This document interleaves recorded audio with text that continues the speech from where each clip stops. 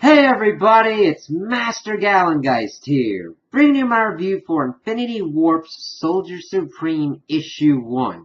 That's a mouthful, but since coming in with the Infinity Wars going on in the comics, evidently we've got this warping effect that has happened, and we've seen this mashup of Captain America and Doctor Strange going out to the Soldier Supreme. And I think this is a pretty interesting way to kind of fuse the two together, because we see that in this instance it's Stephen Rogers, and he's got the same thing that's going on with what happened with Steve Rogers. He wanted to serve his country, and they pretty much put him up with this experiment. But in this case, instead of it just being a super soldier thing, it was super soldier with magic as well. We see Erskine is more in line with kind of like a scientist slash ancient one kind of thing.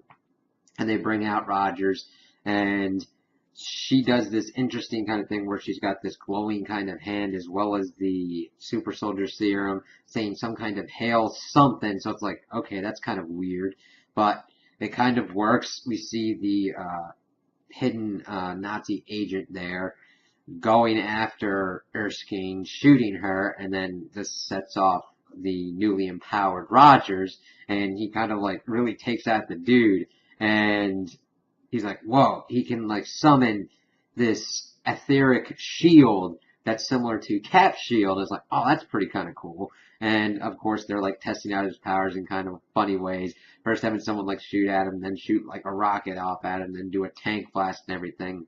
And then we get into kind of the main portion of kind of World War II, having him be called the Soldier Supreme, seeing him with his Howling Commandos of Hogarth, and having that made up of Dum Dum Fury and Bucky Wong, who's already got his metal armor. I'm like, okay, they're really going with it, and I like kind of those different kind of fusions going in. And we see them going through some victories and everything, eventually culminating with Steve losing Bucky Wong. They're in a forest, and this shell comes out of nowhere and completely obliterates Bucky, like you don't see anything. And of course, Rogers can't have this and decides to start working his magic. And that's about as much as we see it until they're continuing on with their campaign, kind of pushing Germany back, and then they have to deal with Dormammu Red. I'm like, okay, that is a horrifying concept to fuse together the Red Skull and Dormammu. But we get a kind of pretty cool fight between both of them that, well, Rogers kind of gets underfoot as, of course, Dormammu Red starts monologuing, very similar to how the Red Skull would monologue, being like, I'm going to display your corpse as I conquer your country and everything. And, of course, in his monologuing, he gets hit on behind by the Winter Soldier, the ghost of Bucky. And I was like, okay.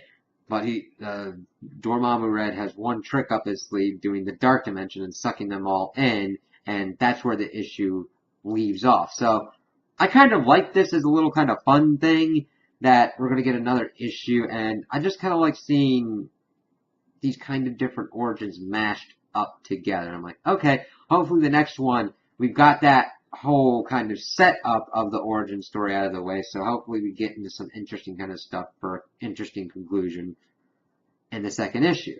So, those are my thoughts and opinions on the issue. Tell me what you guys think in the comments below. If you liked it, if you didn't like it, if you agree with me, if you disagree with me. Also like and subscribe, and I hope you have a good day.